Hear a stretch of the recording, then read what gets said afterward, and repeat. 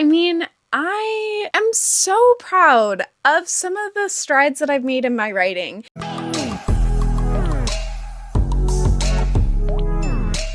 Hey guys, Holly J here, aka Planet Ginger, and welcome back to my YouTube channel. If you're new here, please be sure to hit that subscribe button. Today, we are going to be talking about everything writing related. So if you want to get a little drinky, like a matcha or a coffee or a little Lotus energy drink, whatever you want, go grab it because we are going to be reflecting on 2025's year of writing and also talking about goals for the upcoming year. If you haven't already watched my video on all the projects I have in process right now, I highly recommend going and watching that before you watch this video because you'll actually understand what my goals are and what projects I'm actually working on, and you're not going to be totally blind going into this video of what I'm talking about. First and foremost, I want to just give you guys some numbers for what I did writing-wise in 2025 and then kind of reflect on the overall view that I have of what I accomplished in the year of 2025. Number-wise, we are actually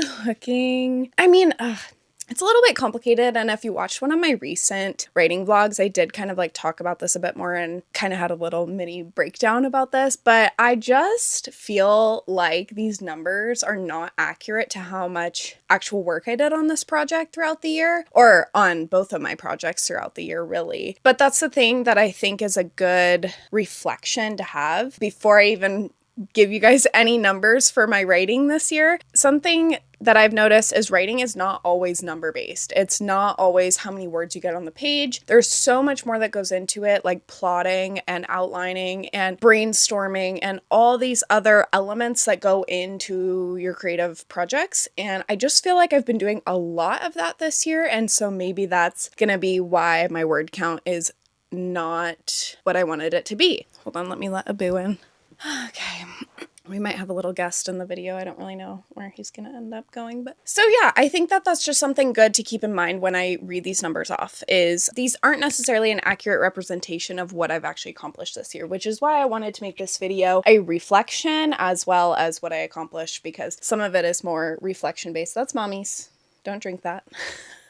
I just sat my water down and he definitely wants some of it. In total, out of all of my manuscripts I have going, all of my brainstorm projects, everything, the amount of words I've actually written this year is 58,370 words. That's pretty good, honestly. My goal going into this year was to write 90,000 words for Project Fairy Tale specifically. Obviously, I did not reach that goal if the total amount of words that I got down was 58,000, but I'm still proud of the amount of writing that I did get done throughout the year. So breaking that up by project, the total amount of words that I had accomplished writing in Project Fairy Tale specifically is 37,311 words. For Project Romance, I ended up writing 21,059 words. Both of those I think are pretty substantial, involving the fact that I've been writing basically two different manuscripts and kind of bouncing back and forth between them. I think that that's fairly good numbers. That is not the total of each manuscript, however. Each manuscript is actually a lower word count than what my total for the year was, because I have archived and kind of pulled certain chapters I wrote or scenes I wrote, etc. Actual manuscript count for Project Fairy Tale is sitting at 27,652 words, and Project Romance is sitting at 19,317 words. There's been a lot of movement in my writing this year, which I think is so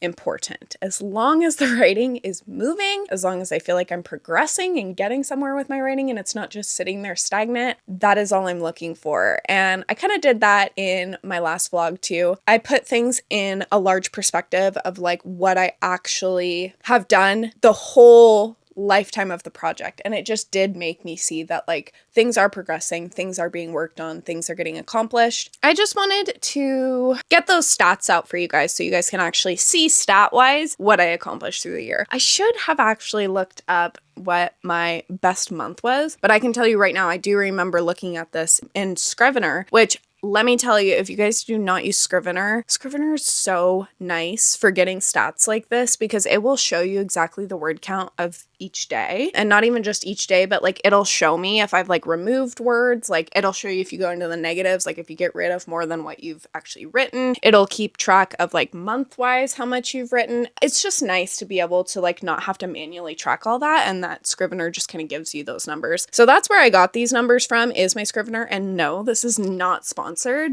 but I stand by that platform. I use it for all of my writing basically, and I just think that there's a lot to it and I highly recommend using it. I also like it because it's not subscription based. You can just pay a one-time fee and like have the software, which is almost unheard of nowadays. I feel like if you're looking for like a good writing software and you just don't really know where to begin, of course you can always use Google Docs or Microsoft Word, whatever you want, but I just like Scrivener because it's has a really nice organizational platform that I like to utilize in my novels to keep track of different moving pieces in my manuscripts. I talked a little bit about what my big writing goal was for 2025. There's kind of like a big goal and a sub goal. My big goal was to complete draft 1 of Project Fairy Tale. Obviously, I did not accomplish that. My second more specific goal was to hit 90K words in Project Fairy Tale. I also did not reach that goal either.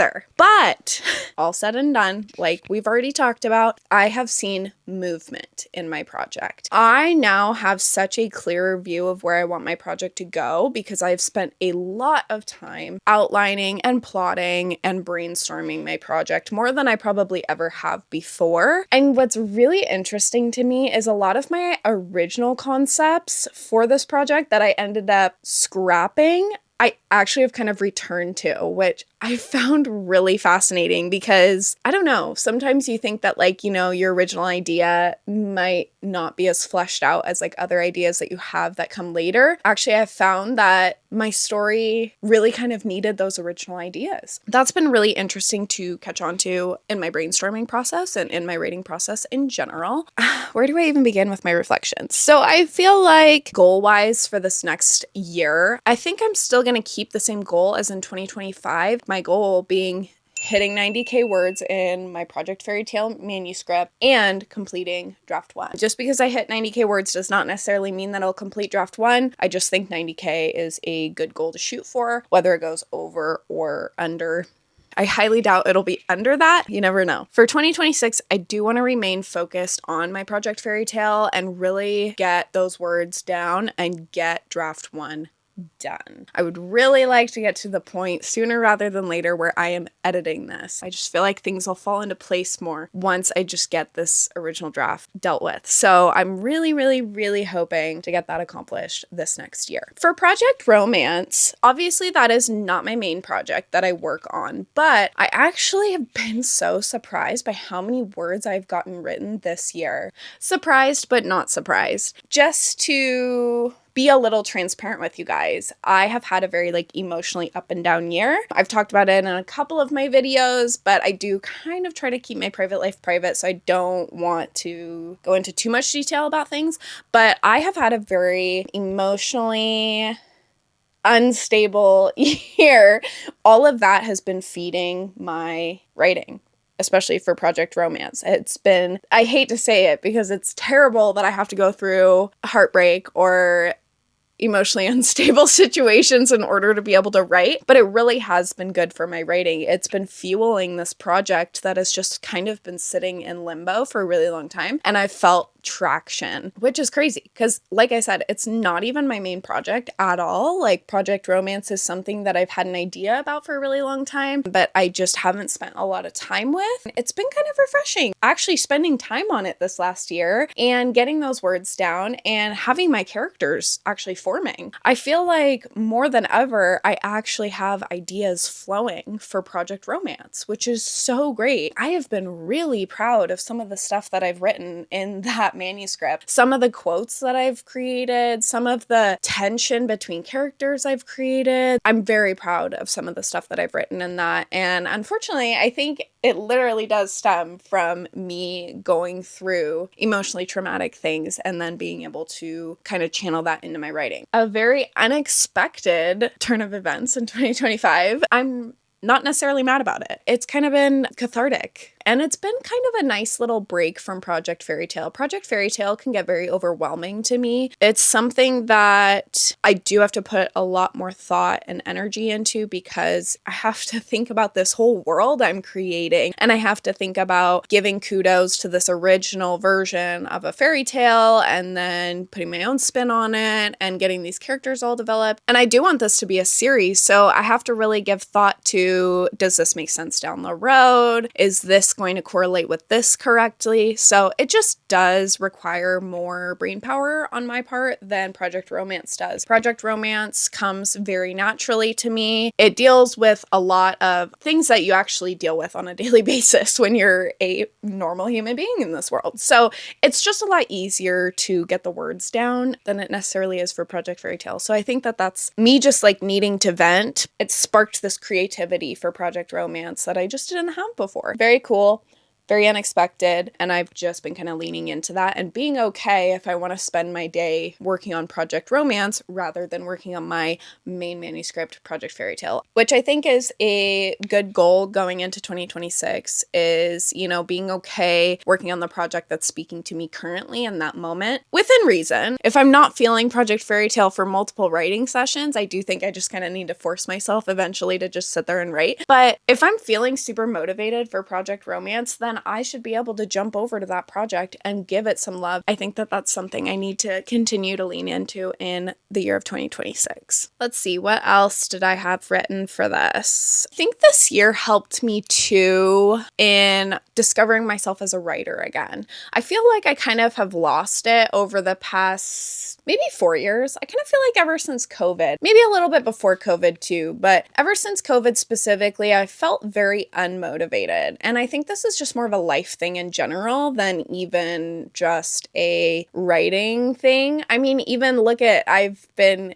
actually posting on YouTube again. I've been creating content again. I've been writing again. I've just been really leaning into all of these creative outlets that I've kind of scrapped since COVID. That has helped me get in touch with my writer self again and actually figure out what works for me. I think that this year has been kind of about self-discovery for my writing, more so than actually completing drafts. I've done a couple writing challenges this past year of, do I write best in the morning? Do I write best in the evening? Where do I fit my writing in? I just had to kind of figure that out by trial and error. Sometimes I've noticed, depending on the time of year, writing can either be harder or easier to accomplish throughout the day. I do feel like more of my ideas come at the end of the day. I really enjoy, especially in the wintertime right now, sitting at my computer, putting on my headphones, listening to some sort of ambiance that has to do with my writing project that I'm currently working on. I like having that like immersiveness where I put my headphones on and I can just like write and I kind of just get in the zone. It's super relaxing. And I think I was missing that. I think I was just kind of trying to force myself to write rather than like doing a sort of ritualistic process to try to get me in the mindset of writing so that I can get the best words down possible. I also loved writing on the beach this year. I do want to add that in really quickly. I did enjoy getting out of my house to write. That was more of a summer thing. So I think that I'll be doing that more this summer, but I found that if I went to the beach and did some writing, or if I went to a coffee shop and did some writing, or a cafe, to get me out of my house was really nice because it allowed me that time to stay focused on my writing and not get distracted by other things going on. If I have all these distractions around me and I'm not totally zoned into my writing, I will get distracted. I need to just focus, and if I cannot just focus, it's not going to get done. I think that's one thing that I have learned about myself this past year, and that I have allowed myself to, by trial and error, figure out is what works for me as a writer and how do I actually get this writing done. I think that has been by far the best lesson that I have learned in 2025. So not even just discovering myself as a writer, but let's talk about how I've discovered my own story more this year. I mean, I am so proud of some of the strides that I've made in my writing. They might not be large strides, but I feel like my characters are coming to life. I feel like I'm starting to breathe life into my characters, and it is the most exciting thing forever because these characters have been stuck in my head for so long. To see them starting to take form on the page, to see them start to get a personality, get motives, get flaws, like everything that creates a good character, to see my characters start to form is just so great. I truly think that I've done a lot of work this year trying to figure out how my characters function. I think that that has been helping me figure my plot out as well. It has been a game changer this past year, and I think that me giving myself that time to get to know my characters and just to write, be okay scrapping things that like maybe don't necessarily serve my characters anymore, but I had to write it to get to know them. I think that that's been a huge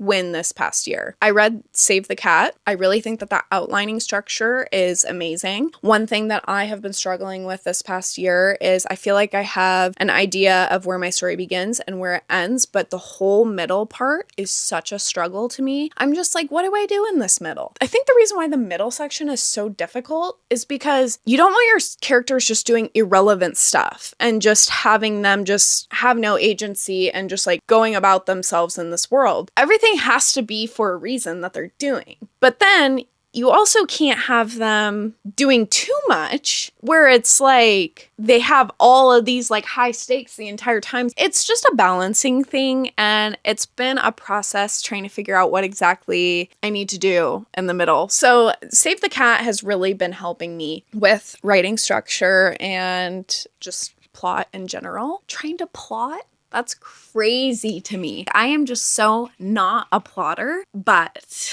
I just have found in the past year or so, maybe this is part of my discovery of myself as a writer, that plotting, it kind of helps. And I hate to say that, I'm cringing saying that as a pantser, as a full-blown pantser, plotting does help. And it gives your story more structure. Not to the extent that you don't have creative ability. Plotting doesn't need to be set in stone, and plotting doesn't need to be that every little detail is plotted out. It can just be a general guideline of where your story's gonna go. It's like a path laid out, sort of, that I just have to hit each little marker along the way. I see the path now, and I just need to pave it.